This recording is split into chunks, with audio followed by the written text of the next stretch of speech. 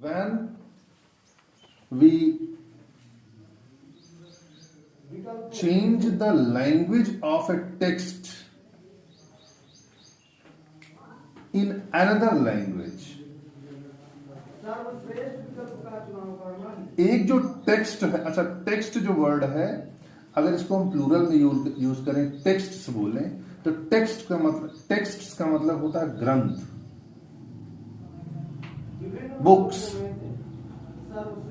Right?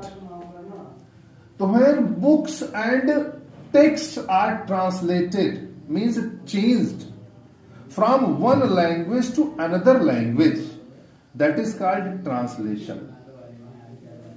जब किसी पुस्तक का या किसी ग्रंथ का या किसी रचना का एक भाषा से दूसरी भाषा में ट्रांसलेशन कर दिया जाता है, परिवर्तन कर दिया जाता है, अर्थात किसी टेक्स्ट में जो विचार एक भाषा में व्यक्त किए गए हों, वही विचार, वही भाव व्यक्त किए जाएं, लेकिन दूसरी भाषा में हो, तो उसे हम क्या कहते हैं? ट्रांसलेशन कहते हैं। ठीक है? जैसे उदाहरण के लिए कोई कहानी है या कोई कविता है, जैसे उदाहरण के लिए रविंद्रनाथ टैगोर का नाम आप लोगों ने सुना है, तो Rabindranath Tagore has written Gitanjali originally in Bengali language, Bangla भाषा दैट यू कॉल। उन्होंने किस भाषा में लिखा था? बांग्ला भाषा में लिखा था। लेकिन अगर गीतांजलि जैसी महान रचना केवल बांग्ला भाषा में रह जाती, ओनली इन बंगाली लैंग्वेज, तो शायद पूरी दुनिया उसकी गहराई से और उसकी भक्ति भावना से परिचित नहीं होती।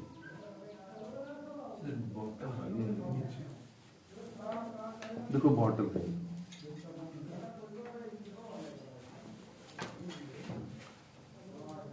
because Britishers could not understand the thought of Gitanjali, and even we, the men of Uttar Pradesh, cannot understand Bengali language, Bangla language. हम उत्तर प्रदेश के लोग, पंजाब के लोग शायद बंगाली भाषा को समझ न पाते, और कितने गहरे, कितने उत्तम विचार उसमें लिखे हुए हैं गीतांजलि में, शायद हम लोग उससे परिचित न हो पाते। हिंदुस्तान का होने के नाते हो सकता है थोड़ा बहुत भाव समझ में आ जाते, लेकिन क्या अंग्रेज उसको समझ पाते? इंग्लिश समझने वाले लोग, ब्रिटेन के लोग, यूरोप के लोग समझ पाते? ना समझ पाते। But when the text of Gitanjali was translated in English, तो the gravity of that thought what was given by Rabindranath Tagore के द्वारा जो भाव भरे गए थे गीतांजलि की कविताओं में, विशेष करके भक्ति भाव, आध्यात्मिक चिंतन, ईश्वर में आस्था, सकारात्मकता और राष्ट्रीय चेतना, जो नेशनलिज्म के भाव रहे हैं, जो राष्ट्रीय चेतना के भाव रहे हैं, जो भक्ति के भाव रहे हैं, जो ईश्वर की आराधना के भाव रहे हैं, उससे अंग्रेज इतने प्रभावित हो गए कि मुझे बताते हुए बड़ा गर्व हो रहा है कि जो इंग्लिश ट्रांसलेशन गीतांजलि का हुआ, उसके लिए रविंद्रनाथ टैगोर को पूरी दुनिया का, पूरे विश्व का सर्वश्रेष्ठ पुरस्कार, जिसे नोबेल प्राइज कहा जाता है, वो किसको दिया गया? रविंद्रनाथ टैगोर को दिया गया। लेकिन आप समझिए ये हुआ कैसे? क्योंकि यूरोपियंस ने उसके थॉट को समझा। और कैसे समझा? क्योंकि वो उनकी भाषा में उसका ट्रांसलेशन हुआ, इंग्लिश में ट्रांसलेशन। अगर इंग्लिश में ट्रांसलेशन ना होता तो इतने उच्च विचार एक छोटी सी भाषा, एक बंगाली लैंग्वेज में मात्र कैद होकर रह जाते। बोलिए भाई, this is the significance of a translation. ये भाषा का महत्व है, ये ट्रांसलेशन का महत्व। अगर ट्रांसलेशन न होता तो जब हेब्रू लैंग्वेज में लिखी गई थी बाइबल, किस लैंग्वेज में थी ओरिजिनल बाइबल? Hebrew language. और हेब्रू ऐसी लैंग्वेज थी जिस भाषा को कोई समझ ही नहीं सकता था।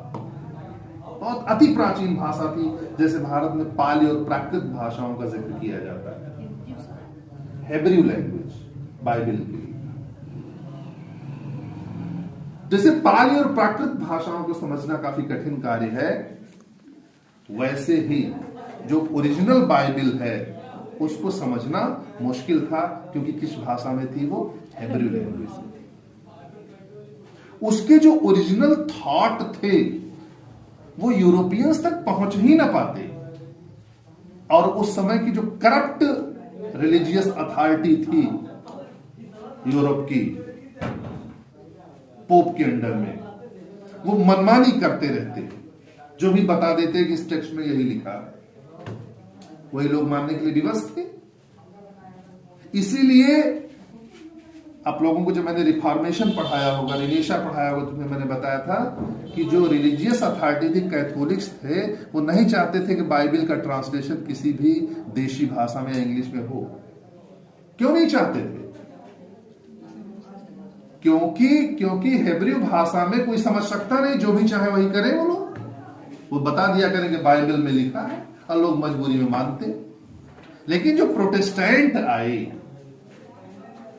उन्होंने इंसिस्ट किया, जिद किया कि Bible is to be translated in regional languages and in English also. क्षेत्रीय भाषाओं में और अंग्रेजी में इसका अनुवाद होना चाहिए। उससे होगा क्या कि जो महान विचार बाइबल के पंक्तियों में छुपे हुए हैं और हेब्रू लैंग्वेज में होने के नाते आम आदमी तक नहीं पहुंच पा रहे हैं, अगर इसका ट्रांसलेशन आम आदमी की भाषा में, क्षेत्रीय भाषाओं में, अंग्रेजी भाषा में हो जाएगा, तो ये आम जनमानस तक इसके विचार आसानी से पहुंच जाएंगे। और वही हुआ।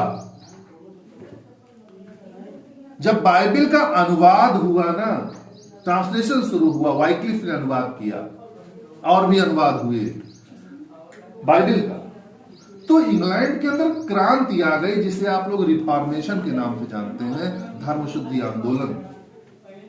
रिनेशा आप लोगों ने पढ़ा है, पुनर्जागरण काल।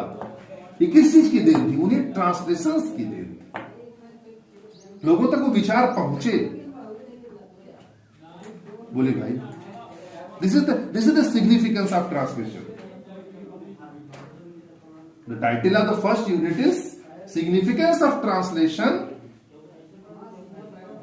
in Multicultural and Multilinguistic Society। ये मैंने आपको ट्रांसलेशन बताया कि जब एक टेक्स्ट को जो दूसरी लैंग्वेज में है, मान लीजिए संस्कृत में है, उसको इंग्लिश में वही भाव, वही विचार, लेकिन दूसरी भाषा में, ताकि संस्कृत वाले तो समझे ही है, उसको इंग्लिश वाले भी समझ जाए। हम आप जो हिंदी जानने वाले लोग, उन्होंने कहा भैया हम तो नहीं समझ पाएंगे, तो उन्होंने कहा भैया एक काम किया जाए, इसको हिंदी में ट्रांसलेट कर दिया जाए ताकि हिंदी वाले समझ पाए। राइट। अभी कुछ समय पहले जो थोड़ा सा एक डिस्प्यूट आया था, विवाद था आदि पुरुष को लेकर के, मैं डिस्प्यूट पे तो नहीं जाना चाहता, लेकिन आप जानिए कि भगवान राम का जो जीवन वाल्मीकि ने रामायण में लिखा था, लेकिन किस भाषा में? संस्कृत भाषा में। विचार कीजिएगा, क्या अगर वही संस्कृत में रह जाता तो आज हम आप राम के जीवन से परिचित हो पाते, वास्तव में जान पाते, हम आप न जान पाते। लेकिन उसका ट्रांसलेशन जब अवधी भाषा में गोस्वामी जी ने कर दिया, और वो भी भावानुवाद किया, उसका भाव, शब्दानुवाद नहीं किया कि एक वर्ड का ट्रांसलेशन कर दे, उसके भाव का अनुवाद कर दिया। कौन भाषा में कर दिया? अवधी भाषा में कर दिया। तो रामचरित मानस को हर आंगन तक, हर घर तक, हर बच्चे तक पहुंचा दिया अगर किसी ने, तो वाल्मीकि ने नहीं पहुंचा दिया। किसने पहुंचा दिया? गोस्वामी तुलसीदास ने पहुंचा दिया। और गोस्वामी तुलसीदास ने नहीं पहुंचा दिया, उनके ट्रांसलेशन की कला ने पहुंचा दिया। जो चीजें गोस्वामी जी ने रामचरितमानस वाल्मीकि के रामायण में जो संस्कृत में रहा, उन ग्रंथों से जो चीजें सीखी, उसको किस भाषा में लिख दिया? अवधी भाषा में लिख दिया। और कहां तक पहुंच गया? सब लोगों तक पहुंच गया। नहीं समझे आप लोग? This is the value of translation. बोले भाई, और अगर वो भाषा बहुत अवधि जो भाषा रही, जो शायद आधुनिक युग के बच्चे जो अवधि कम समझते हैं, वो न समझ पाते, अगर उसी को रामानंद सागर ने खड़ी हिंदी में ट्रांसलेट न कर दिया होता, रामायण जो सीरियल बनाया, उन्हीं अवधि के शब्दों को काहे में ट्रांसलेट किया था? खड़ी हिंदी में ट्रांसलेट कर दिया। बोले भाई, तो शायद और आम जनमानस तक पहुंच गई। और मैं किसी कंट्रोवर्सी में नहीं जाना चाहता, लेकिन आज के लोगों की जो आम आदमी की भाषा है, उस भाषा में उसी को ट्रांसलेट करने की कोशिश किसी और कलाकार ने की होगी। हो सकता है कोई विवाद रहा हो, but this is a kind of translation. Means thoughts are same, but language is different. The language of Valmiki was different. Its translation was in Awadhi by Tulsidas, and later it was translated by Ramanand Sagar in TV serial Ramayana in Khadi Hindi, and later it has been again translated. Means language difference. People are not accepting that kind of language, but that is a translation. Means initial thought is same, जो मूल विचार है वही है, but भाषा जो है वो क्या हो गई है? चेंज हो गई है। That is kind of translation. तो ट्रांसलेशन ट्रांसमिशन के लिए है। अगर ट्रांसलेशन नहीं होगा तो चीजें एक जगह तक सीमित रह जाएंगी, एक कम्युनिटी तक सीमित रह जाएंगी। This is the significance of a translation. I hope आप समझ गए होंगे कि ट्रांसलेशन का महत्व क्या है। सिग्निफिकेंस माने महत्व। नहीं समझे आप लोग? एक टेक्स्ट की भाषा का परिवर्तन दूसरी भाषा में हो जाए, यही है ट्रांसलेशन। बोले भाई, तो पहला कॉन्सेप्ट तो आई थिंक आप समझ गए। और जितनी भी चर्चाएं मैंने की, जिन जिन किताबों के नाम लिए, सब रिलीजियस किताबें रही। कौन सी रही? तो इनको कहा जाएगा रिलीजियस ट्रांसलेशन। क्या कहा जाएगा? जो धार्मिक पुस्तकों के अनुवाद हुए, बाइबल का अनुवाद हुआ, ताकि जो क्रिश्चियंस के थॉट हैं, भाई जर्मनी में भी क्रिश्चियंस धर्म को मानने वाले लोग हैं, लेकिन वहां भाषा कौन सी चलती है? जर्मन चलती है। फ्रांस में भी क्रिश्चियंस को मानने वाले हैं, क्रिश्चियनिटी को मानने वाले हैं, लेकिन भाषा चलती है वहां पे फ्रेंच। बोले भाई, तो एक जो बाइबल रहा है, उसको फ्रेंच में, जर्मन में, इटालियन में, हिंदी में, इंग्लिश में, सब में ट्रांसलेशन किया गया, जिससे उसको मानने वाले सब लोगों तक उसके विचार पहुंच सके। वरना बाइबल एक ऐसी किताब बन के रह जाती जो लोगों तक पहुंच न पाती। बोलिए भाई, और एक सेकंड के लिए विद्यार्थियों कल्पना करके खाली देखिएगा कि अगर आज एक सेकंड के लिए कल्पना कीजिए कि अगर राम का जीवन वही वाल्मीकि के रामायण में ही रहता और ट्रांसलेशन ना हुआ होता, तो आप सोच के देखिए क्या आप जान पाते राम के बारे में इतना? बताइए, पता होता आपको कि किस चीज के कारण हो पाया? ये हो पाया किस चीज के कारण हो पाया? केवल और केवल ट्रांसलेशन के कारण हो पाया। नहीं समझ आई बात? ये रिलीजियस ट्रांसलेशन है। अच्छा, बहुत अच्छी बात है। ये बताओ मुझे, अगर स्पेनिश ट्रेजेडी का ट्रांसलेशन ना हुआ होता,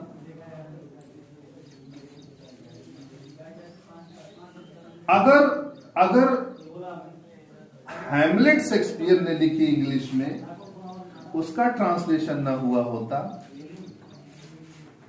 बोलो भाई, तो क्या हिंदी पढ़ने वाले लोग विलियम शेक्सपियर की भाषा से परिचित हो पाते? इतने महान साहित्यकार 16वीं शताब्दी का विलियम शेक्सपियर, उसके विचारों से उसके नाटक के जो विशेष विशेष तत्व हैं जिनसे पूरी दुनिया सीख सकती है, क्या उससे लोग परिचित हो पाते अगर ट्रांसलेशन न हो पाता? बोली भाई, या छोड़िए, मुझे ये बताइए, अभी कुछ दिनों पहले मैंने पढ़ाया महाश्वेता देवी। किसको पढ़ाया? महाश्वेता देवी। महाश्वेता देवी। क्या पढ़ाया महाश्वेता देवी का? Mother of 1084। मदर ऑफ 1084 ना? Yes sir. 1084। Yes sir. यही तो पढ़ाया? Yes sir. अच्छा लगा आप लोगों को? Yes sir. आप बताइए, अगर इस 1084 जो ओरिजिनल बांग्ला भाषा में था, क्या अगर इसका अंग्रेजी में ट्रांसलेशन ना होता और अंग्रेजी से हमारे पास ना आता तो क्या आप लोग जान पाते कि उन्होंने क्या लिखा है? नो। ये किस चीज की वैल्यू है? This is the value of translation. Ramcharitmanas के तमाम भाषाओं में अनुवाद हुई। अभी कुछ दिन पहले मैं गया था, मैंने आप लोगों से जिक्र भी किया था, एक भागवत कथा में गया था, तो वहां जो आचार्य जी थे जो भागवत कह रहे थे, उन्होंने मुझे भागवत महापुराण का इंग्लिश ट्रांसलेशन भेंट किया। मैंने फेसबुक पे भी डाला था उसको। उन्होंने कहा कि मुझे आपकी तलाश थी काफी दिनों से, ये इंग्लिश का वर्जन है, आप इसको लीजिए। उन्होंने कुछ और सजेस्ट किया कि इस पे और कुछ लेखन कार्य आप कीजिए। रास पंचाध्यायी कौन सा चैप्टर? तो उस पर उन्होंने वर्क दिया है मुझे। तो अगर ये ट्रांसलेशंस न होते तो कोई एक ऐसा बच्चा जो कॉन्वेंट में पढ़ा हुआ है, जिसने हिंदी देखी ही नहीं है, लेकिन वो हिंदू है, तो आप कल्पना कीजिए कि हिंदू है लेकिन हिंदी नहीं जानता है, अगर उसको श्रीमद् भागवत महापुराण का या रामचरितमानस का इंग्लिश ट्रांसलेशन मिल जाए तो वो अपने धर्म के बारे में जान बेहतर पाएगा नहीं पाएगा। लेकिन अगर ट्रांसलेशन ना हुआ तो वो अपनी धर्म और संस्कृति से क्या हो जाएगा? दूर हो जाएगा। बोली भाई, कम समझे? पूरी तरीके से समझ पा रहे हैं? तो यहां मेरे मुंह से अचानक एक शब्द निकल गया, धर्म और संस्कृति से निकल गया ना। ये संस्कृति जो शब्द आ गया है, इसको इंग्लिश में कहते हैं कल्चर। क्या कहते हैं? कल्चर। और हिंदुस्तान एक ऐसा देश है जहां एक कल्चर नहीं है। हमारे उत्तर प्रदेश में जौनपुर का अलग कल्चर है। बोलो भाई, बनारस के अलग कल्चर है, हमारे अमेठी के अलग कल्चर है, प्रतापगढ़ के अलग कल्चर है। इसका मतलब कि एक कल्चर नहीं है, मल्टी कल्चरल सोसाइटी है हमारी। कैसी सोसाइटी है? Multi cultural. बिहार के अलग कल्चर है। बोलो भाई, बिहार क्या है? अलग कल्चर है। वहां बेटे को बाबू कहते हैं। हमारे मित्र थे, उनकी मम्मी जिसे कभी मुझसे बात करती थी, पांडे जी थे, तो कहते थे बाबू का हलवानी बाबू कहती थी। हमारे यहाँ का अलग कल्चर, बाबू का मतलब हमारी माता जी का पति, वो बाबू। बोलो भाई, और आजकल तो बाबू का और भी दूसरा अर्थ आ गया है। लोग जो है अपने जो उनके प्रिय हैं उनके लिए बाबू का यूज करने लगे। ठीक है, इसका मतलब बिहार का कल्चर अलग है, उत्तर प्रदेश का कल्चर अलग है। और मैंने बाबू वर्ड निकाल लिया तो मुझे भाषा भी आ गई कि इसका मतलब दोनों जगह की भाषा भी अलग है। बिहार की अलग लैंग्वेज, पंजाब की अलग लैंग्वेज, उड़ीसा की अलग लैंग्वेज। तो लैंग्वेज को लिंग्विस्ट कहते हैं। इसका मतलब मल्टी लिंग्विस्टिक भी है Bharat. Right? Our society is not only multi cultural, but our country and so many other countries are multilinguistic society. Right? Means many languages are there. एक भाषा नहीं है, तमाम भाषाएं हैं। बोलो भाई, तमाम संस्कृतियां हैं। तो जहां इतनी संस्कृति हो, इतनी भाषाएं हों, वहां ट्रांसलेशन का महत्व और भी अधिक बढ़ जाता है। बोलो भाई, जैसे आप इमेजिन कीजिए कि जैसे भारत देश है, यहां ज्यादा कठिन है, यहां ट्रांसलेशन का महत्व ज्यादा है। जैसे इंग्लैंड है, इंग्लैंड में पूरे देश में एक भाषा चलती है जिसका नाम है इंग्लिश। इसलिए उनके यहां कोई चीज अगर इंग्लिश में लिखी गई है तो सब लोग समझ लेंगे।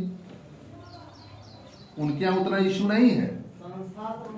उनके यहां कल्चर भी पूरे कंट्री में ऑलमोस्ट सेम है, इसलिए भी दिक्कत नहीं होगी। लेकिन जहां जिस देश में बहुत भाषाएं हैं, अब मान लीजिए कंबन का रामायण है, जैसे आप लोग गोस्वामी तुलसीदास का रामायण जानते हैं, रामचरितमानस और वाल्मीकि का रामायण जानते हैं, वैसे दक्षिण में कंबन ने लिखा रामायण। साउथ इंडियन भाषा में है, कन्नड़, तमिल, तेलुगु जो उधर की भाषाएं हैं। अब बताइए कि इतने लैंग्वेजेस हैं, अब बताइए अगर उस रामायण को आपको समझना है तो उत्तर प्रदेश वाला कैसे समझेगा? एक कॉमन लैंग्वेज में इसका ट्रांसलेशन हिंदी में अगर हो जाए तो उत्तर प्रदेश का आदमी भी समझ लेगा। ये प्रॉब्लम इंग्लैंड में नहीं होगी, क्योंकि इंग्लैंड में एक ही भाषा है, जो लिखा जाएगा उसी भाषा में। लेकिन भारत में क्या है, पंजाबी में कुछ लिख दिया गया, पंजाब के किसी आदमी ने लिख दिया, बिहार वाले कैसे समझेंगे? इसलिए बिहारी भाषा में जो हिंदी की भाषा उसमें ट्रांसलेशन होना चाहिए। किसी आदमी ने कन्नड़ में कुछ लिख दिया, कन्नड़ भाषा में, अब कन्नड़ वाले तो समझ लेंगे, लेकिन उससे कहो भैया दिल्ली वाले समझो, कैसे समझ पाएंगे? हरियाणा वाले समझो, समझ पाएंगे क्या? नहीं समझ पाएंगे। उसका ट्रांसलेशन होना चाहिए। इसलिए जहां कई सारे लैंग्वेजेस हों, वहां ट्रांसलेशन और भी अधिक इंपॉर्टेंट हो जाता है। जहां बहुत सारी संस्कृतियां हों, वहां बहुत इंपॉर्टेंट हो जाता है एक दूसरे की कल्चर को समझने के लिए। अब जैसे कोई लिटरेचर है, वो पश्चिम बंगाल का है, या मान लीजिए कि तमिलनाडु का कोई लिटरेचर है, कोई कवि है, कोई उपन्यासकार है, कहां का? तमिलनाडु का। तमिलनाडु के किसी उपन्यासकार ने कोई अच्छा सा उपन्यास लिखा, तमिलनाडु वाले जो तमिल समझते हैं समझ गए, बट अगर उसका ट्रांसलेशन हमारे यहां हिंदी भाषा में हुआ तो उस उपन्यास को देविका भी पढ़ेंगे, दीपमाला भी पढ़ेंगे, सलोनी पढ़ेंगे, आंचल पढ़ेंगे, सब लोग पढ़ेंगे, हम पढ़ेंगे। तो पढ़ने से हम केवल उसकी कहानी नहीं पढ़ेंगे, बल्कि हम तमिलनाडु की संस्कृति से परिचित होंगे, क्योंकि उसके जो कैरेक्टर्स होंगे वो उन्हीं कल्चर को फॉलो करेंगे जो वहां की कल्चर है। तो उस कल्चर को हम समझेंगे कि इनके यहां ऐसा होता है, इनके यहां ऐसा होता है। तो कहीं ना कहीं सांस्कृतिक समन्वय फैलेगा सोसाइटी में, एक दूसरे की संस्कृति को हम समझेंगे और सम्मान करेंगे। बोले भाई, जैसे एग्जांपल, उससे वैमनस्य कम होगा। जैसे भी कोई आदमी वहां का है, महाराष्ट्र का, महाराष्ट्र में क्या होता है कि रे बोलते हैं, शब्दों में रे लगा दिया जाता है। बोले भाई, अब अगर वहां का लिटरेचर जो है, जैसे हम लोगों ने विजय तेंदुलकर का लिटरेचर पढ़ा, विजय तेंदुलकर वहां के नाटककार हैं, उनका एक प्ले हम लोगों ने पढ़ा है, मराठी भाषा में उसका नाम था सांताता कोर्ट चालू है। क्या नाम था? सांताता अदालत चालू है। अब अंग्रेजी में उसका ट्रांसलेशन, एक ट्रांसलेटर रही प्रिया अदारकर, बड़ा बढ़िया ट्रांसलेटर है प्रिया अदारकर ने उसका ट्रांसलेशन किया, साइलेंस द कोर्टिजन सेशन। बहुत अच्छा ड्रामा है, जो है उसमें लीला बेनारे करके उसकी प्रोटैगनिस्ट है, मुख्य कैरेक्टर है। अब उसका ट्रांसलेशन इंग्लिश में हुआ तो वहां की भाषा से परिचित हो गए, वहां के कल्चर से परिचित हो गए, वहां की बोलचाल की जो शैली है उससे परिचित हो गए। अब वहां का कोई व्यक्ति यहां आया, उसने कहा रे, तो हमको बुरा नहीं लगा, क्योंकि हम जान गए कि अरे मैंने पढ़ा है, वहां का ट्रांसलेशन वहां रे बोला जाता है, उनका कल्चर है ये। क्या है? वहां का कल्चर है ये। This is the culture of that state. वरना न जानते होते तो हमारे उत्तर प्रदेश में तो रे का कल्चर नहीं है। रे कहते थे तुरंत मार हो जाती, इसकी हिम्मत कैसे, देख रहे हो रे बोल रहा है। बोलिए भाई, हमारे यहां रे एक्सेप्टेड नहीं है, लेकिन हम उसको पूरा सम्मान करेंगे क्योंकि उसका जो शब्द है वो क्या है? रे, वहां की भाषा। बोले भाई, अगर गुजराती भाषा का ट्रांसलेशन हिंदी में हुआ है, या यहां जो हम इंग्लिश समझते उसमें हुआ है, तो हम समझते हैं। वरना यहां पता लगा कि किसी आदमी को बहुत बुरा लगता है कि बड़ा डाइटिंग वाइटिंग कर रहा है, और उसको कहते हैं कि मोटी भाभी या मोटा भाभी, तो उसको बुरा लग जाएगा, देखो हमको मोटा कह रही है। लेकिन अगर वहां की लैंग्वेज हम जानते हैं तो जानेंगे कि वहां जो बड़ी भाभी होती है उनको मोटा भाभी कहते हैं, भैया है तो मोटा भाई कहते हैं। गलत बोल रहा हूं? ये कहां से हो रहा है? ये ट्रांसलेशन से हो रहा है। अगर ट्रांसलेशन नहीं हुआ, मल्टी लिंग्विस्टिक देश है। कैसा देश है? Our society is multi linguistic society and multi cultural society. नहीं समझे? Different cultures are right. मैं आपको निजी अनुभव बताता हूँ। यही बगल में प्रतापगढ़ जिला पड़ता है, डिग्री कॉलेज में पढ़ाता था, तो वहाँ एक नेताजी हैं, उनका डिग्री कॉलेज था, मैं पढ़ाता था। तो जो मटर होती है, मटर का जब सीजन आता है तो मटर को पीस करके उसको आटे में भर करके उसकी पूड़ी बनाई जाती है ना। तो अपने यहाँ दाल भरी पूड़ी या जो है उसको मटर की पूड़ी बोलते हैं, उनके यहाँ उसको बढ़नी बोलते हैं। बढ़नी क्या बोलते हैं? तो कहे कि तो एक प्यून था, हनुमान नाम था, कई साहब और एक बढ़नी और ले आए। तो हम समझे कि कौन सी बढ़नी, अब लग रहा है कि बढ़नी को से स्वागत होगा। इसके बाद में हम समझ पाए कि उस मटर वाली पुड़िया को बढ़नी कहते हैं। और यही बगल में पड़ता है, और आगे प्रतापगढ़ से निकल जाइए तो प्रतापगढ़ में बोलते हैं बढ़नी। हाँ, उधर ही हमको लगा जौनपुर की भाषा है, उधर से आया था प्यून था वो, जौनपुर की भाषा लगती है उधर। हाँ, जौनपुर के आसपास की लैंग्वेज थी। इधर ही निकल जाइए तो लालगंज के आगे जहाँ रानी उंगली पड़ता है, तो उधर ही मेरी मौसी का घर है। मैं बचपन में गया वहाँ पे, तो उन्होंने वहाँ सुना मैंने कि जो है वो छोटा बच्चा लेटा हुआ था, तो उन्होंने कहा कि बड़ा मसाला लगता है, तोप दिया। तू कहे तोप दिया, अब हम डिस्टर्ब। या हमारे यहाँ तो तोपा केवल एक समय जाता है, तो मर जाता है, तब उसको तोपा जाता है। अब हम बाद में समझ पाए कि तोपने का मतलब कवर कर दो इसको, कोई कुछ उड़ा दो, ढक दो, दैट इज तोपना। हमारी सास जौनपुर की है, कहीं दूधवा चुरे दे, हम कहीं चुरा, हमारे यहाँ उबालना कहते हैं। हाँ। हम क्या कहते हैं? चुरे दे। और यही नहीं, एक चीज और वहां मैंने सुना था, ओलरिजा, माने लेटने को ओलरिजा कहते, ओलरिजा।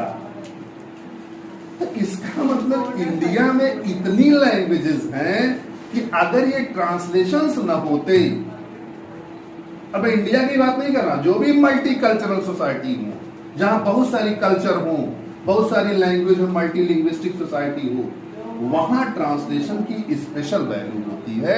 नहीं तो हम एक दूसरे की न लैंग्वेज को समझ पाएंगे, न एक दूसरे के कल्चर को समझ पाएंगे। बोलिए भाई,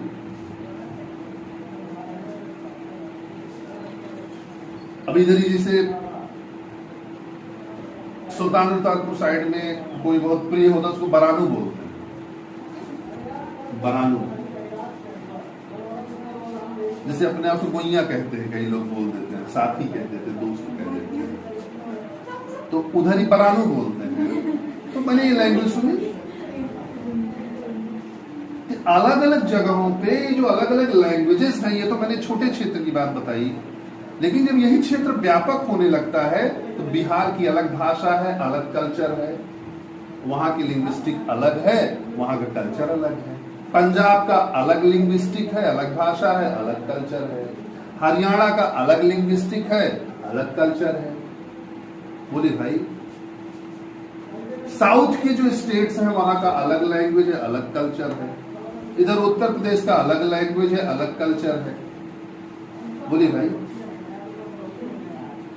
और ये लैंग्वेज और कल्चर स्टेट वाइज नहीं, टाइम वाइज भी बदलते रहते हैं। बोलिए भाई,